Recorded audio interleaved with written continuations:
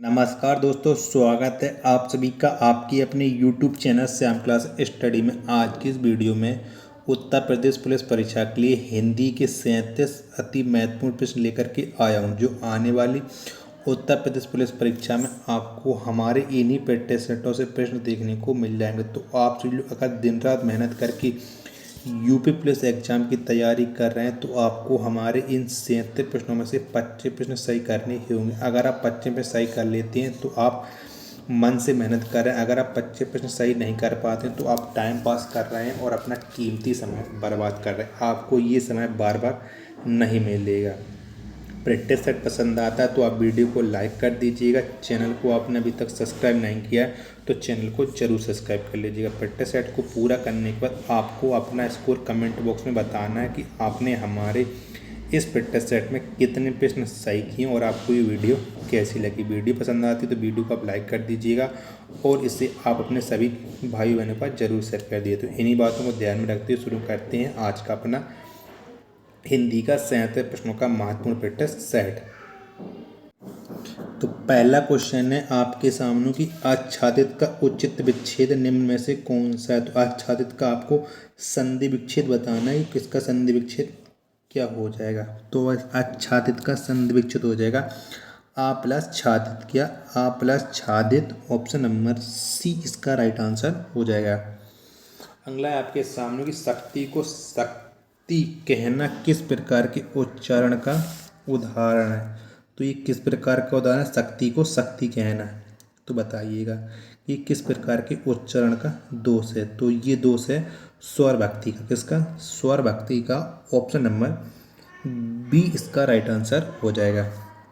अगला आपके सामने निम्न में से महाप्राण व्यंजन है। तो बताइए क्वेश्चन नंबर 3 में महाप्राण व्यंजन कौन सा है। तो इनमें जो महाप्राण व्यंजन है वो है घाघर। ऑप्शन नंबर सी इसका राइट आंसर हो जाएगा। पढ़ रहा था, इसमें कौन सी क्रिया है। तो इसमें कौन सी क्रिया पढ़ रहा था। तो इसमें क्रिया है संयुक्त क्रिया। कौन सी है?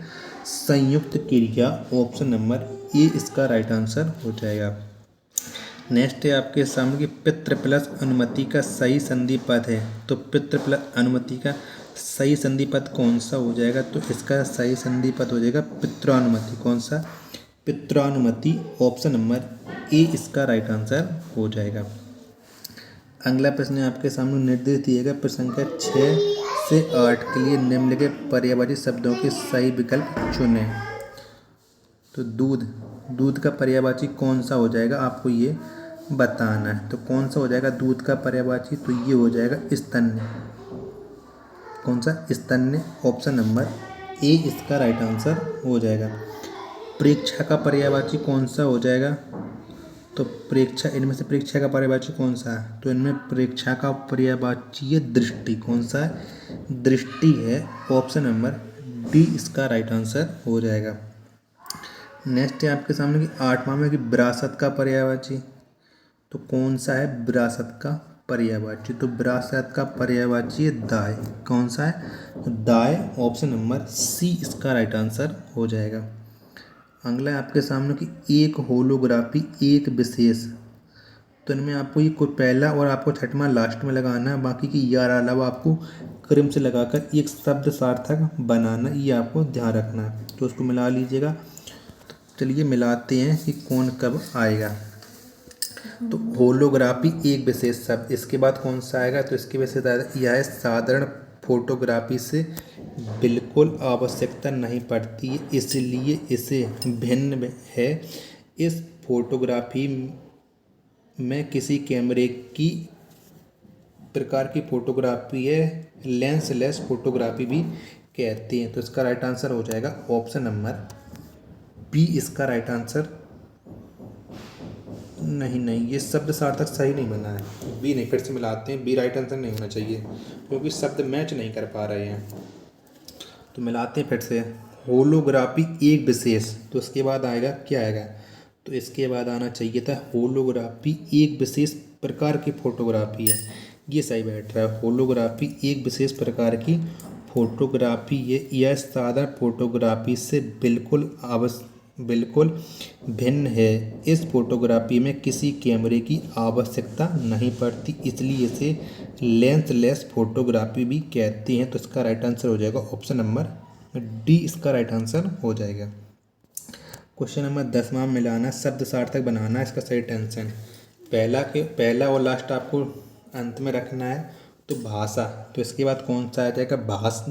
भाषा जब संपर्क भाषा से साहित्य रूप लेने के बाद प्रशासनिक भाषा बन जाती है तो वह उत्तरदायित्व बहुत बढ़ जाता है। ऑप्शन नंबर सी इसका राइट आंसर हो जाएगा। अगला आपके सामने निर्देश दिया गया प्रश्न संख्या 17 से 20। निम्नलिखित वाक्यों में कुछ में त्रुटि है और कुछ ठीक है। त्रुटि वाले वाक्य को चुनें और उसके अनुरूप ABCD पर चिन्ह लगाएं। यदि वाक्य में त्रुटि नहीं है तो डी पर चिन्ह लगाएं। तो अब देख लीजिए क्वेश्चन नंबर 17 में किस में त्रुटि है। उसके प्राप्त करने में दाव पेंच लगा रहे हैं, तो यही इसी में त्रुटि हो जाएगी। ऑप्शन नंबर ए इसका राइट आंसर हो जाएगा। अगला 18 में देखिए किस में त्रुटि है। तो 18वां में किसी भी में त्रुटि नहीं होगी। आप चारों विकल्प को पढ़ चुके होंगे, तो ऑप्शन नंबर डी इसका राइट आंसर हो जाएगा। 19 में देखिएगा किस में त्रुटि है। तो 19 में देखते होंगे आपने, भाषा का उचित रूप नहीं होता और भाषा का वास्तविक रूप होता है। ऑप्शन नंबर बी इसका राइट आंसर हो जाएगा। सॉरी, बी नहीं होगा, उचित वास्तविक रूप तो उसमें लिखा ही है। तो लिखे तथा उचित भाषा के सभी तत्वों को दिखाती है, ये सही हो जाएगा, ये गलत है। क्वेश्चन नंबर 20 देखिएगा कि इसमें किसमें त्रुटि है।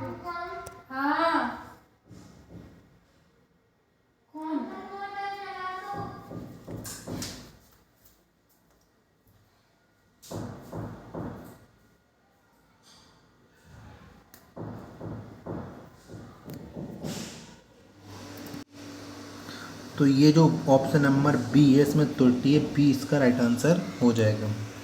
अगले आप क्वेश्चन आपके सामने, आचार्य शुक्ल के अनुसार छायावाद के प्रथम व प्रतिनिधि कवि हैं, तो कौन है छायावाद के प्रथम प्रतिनिधि कवि आचार्य रामचंद्र शुक्ल के अनुसार?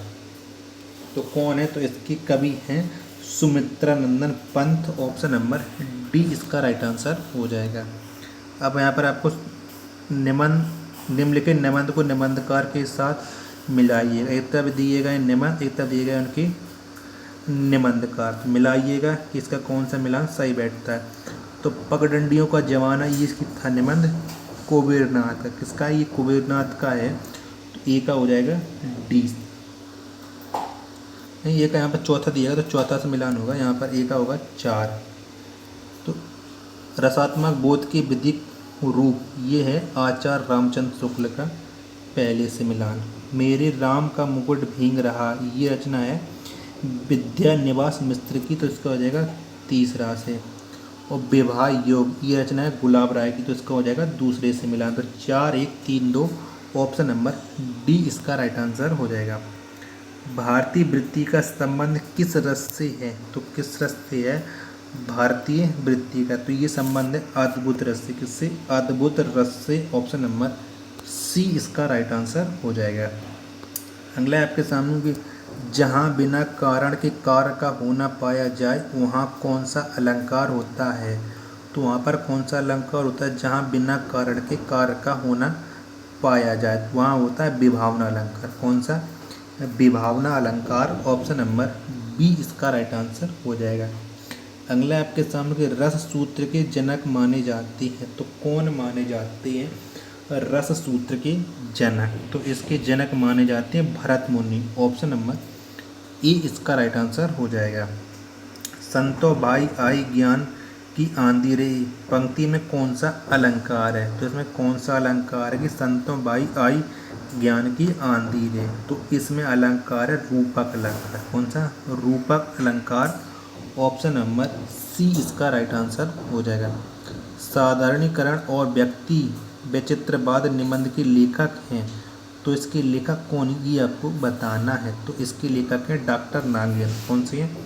Doctor Nagendra. Option number B इसका राइट आंसर हो जाएगा। नेक्स्ट है आपके सामने कि छायावाद को प्रतिबिंबित किसने कहा? तो किसने कहा था छायावाद को प्रतिबिंबित? तो ये कहा था रामविलास शर्मा ने। किसने? रामविलास शर्मा ने। ऑप्शन नंबर सी इसका राइट आंसर हो जाएगा। स्वर्ग बनाया है जो मैंने, उसे न विकल बनाओ, अरि अप्सरे उस अतीत के नूतन गान सुनाओ। यह पंक्ति कामायनी के किस सर्ग से ली गई है? तो यह कामायनी के किस सर्ग से ली गई ये आपको बताना है। तो ये ली गई है कामायनी के कर्म सर्ग से। किससे? कर्म सर्ग से। ऑप्शन नंबर ए इसका राइट आंसर हो जाएगा। अगला है आपके सामने कि आचार्य रामचंद्र शुक्ल का हिंदी साहित्य में किस विधा में प्रवेश हुआ? तो किस विधा में प्रवेश हुआ था आचार्य रामचंद्र शुक्ल का? तो ये हुआ था आलोचना विधा में। किसमें? आलोचना में। ऑप्शन नंबर ए इसका राइट आंसर हो जाएगा। अगला है आपके सामने कि रीतिकाल को श्रृंगार काल की संज्ञा किसने दी है? तो किसने दी है रीतिकाल को श्रृंगार काल की संज्ञा? तो ये संज्ञा दी है विश्वनाथ प्रसाद मिश्र ने। ऑप्शन नंबर ए इसका राइट आंसर हो जाएगा। अगला आपके सामने कि रीतिकाल को श्रृंगार काल की संज्ञा किसने दी है? तो किसने दी? तो मैं बता ही चुका हूँ आपको कि रीतिकाल को श्रृंगार काल की संज्ञा किसने दी। कि निम्नलिखित में से किस मुसलमान कवि की रचना प्रेम चिंगारी है? तो किसकी रचना है प्रेम चिंगारी? तो ये रचना है नजफ अली की। किसकी? नजफ अली की। ऑप्शन नंबर डी इसका राइट आंसर हो जाएगा। सकिन सहित हर्षी अति रानी, सुकत धानु पराजनु पानी, इस पंक्ति में अलंकार है। तो इस पंक्ति में कौन सा अलंकार है? तो इसमें अलंकार है उत्प्रेक्षा अलंकार। ऑप्शन नंबर सी इसका राइट आंसर हो जाएगा।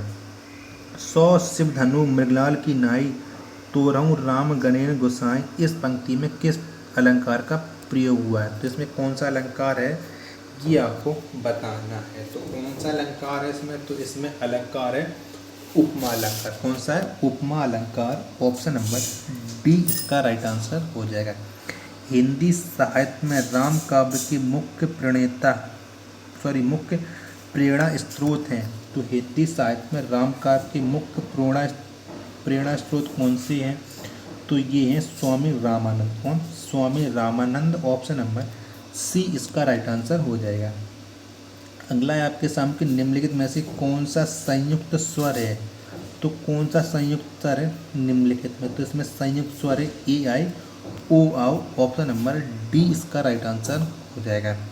मानक हिंदी का आधार क्या है? तो क्या है मानक हिंदी का आधार? तो इसका आधार है खड़ी बोली। ऑप्शन नंबर ए इसका राइट आंसर हो जाएगा। नेक्स्ट है आपके सामने कि पूर्वी हिंदी विकसित हुई है। तो पूर्वी हिंदी किससे विकसित हुई है ये आपको बताना है। तो पूर्वी हिंदी विकसित हुई है अर्धमागधी अपभ्रंश से। किससे? अर्धमागधी अपभ्रंश से। ऑप्शन नंबर बी इसका राइट आंसर हो जाएगा। भारत में आर्य भाषा का आरंभ कब हुआ? तो कब हुआ था भारत में आर्य भाषा का आरंभ? तो इसका आरंभ हुआ था 1500 ईस्वी पूर्व के आसपास। ऑप्शन नंबर बी इसका राइट आंसर हो जाएगा। और नेक्स्ट प्रश्न है आज के प्रैक्टिस सेट का कि जल्दी में कौन सा समास है? तो जल्दी में कौन सा समास है? तो इसमें समास है तत्पुरुष समास। कौन सा? तत्पुरुष समास। ऑप्शन नंबर बी इसका राइट आंसर हो जाएगा। तो अब आप बताएं कि आपने हमारे इस प्रैक्टिस सेट में कितने प्रश्न सही किए और आपको ये वीडियो कैसी लगी। वीडियो पसंद आई तो वीडियो को आप लाइक कर दीजिएगा। चैनल को आपने अभी तक सब्सक्राइब नहीं किया तो चैनल को जरूर सब्सक्राइब कर लीजिएगा। मिलते हैं अपन नेक्स्ट प्रैक्टिस सेट में, तब तक के लिए धन्यवाद। जय हिंद प्यारे साथियों।